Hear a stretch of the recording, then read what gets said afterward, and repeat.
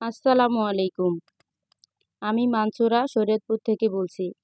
Simple lifestyle ব্লগে তোমাদের আরও একবার স্বাগত জানাই।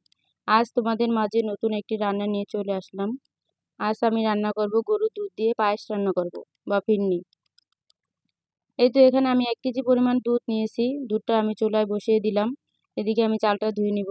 1 কেজি দুধের সাথে আমি এখানে 1 কাপ চাল দিয়েছি। চালটাকে আমি ধুয়ে দিব। এদিকে পোলার চালটা আমি ব্যবহার করেছি। তোমরা চাইলে আতপ চাল দিয়েও রান্না করতে পারো। এদিকে দুধটা চুলায় বলক চলে আসার পর আমি চালটাকে দিয়ে দিব। দেখো চালটাকে দিয়ে তারপর একটু নাড়তে হবে অনবরত, নয়তো পাতিলে লেগে যাবে বা চালটা দলা পেকে যাবে।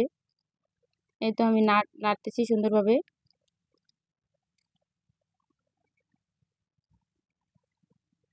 কিছুক্ষণ পর এই তো দেখো দুধটা চালগুলো আমার ফুটতেছে।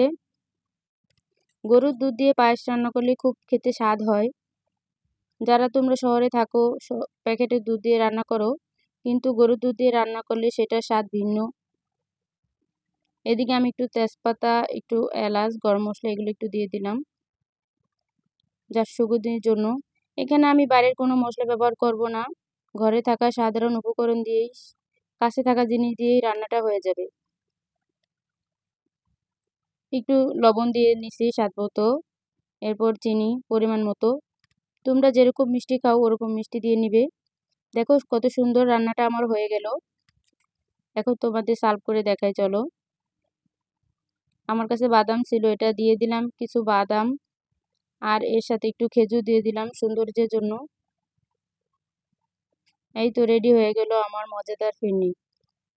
ভিডিওটি কেমন লাগলো অবশ্যই কমেন্টে জানাবে। সবাই ভালো থেকো। আল্লাহ হাফেজ। আসসালামু আলাইকুম।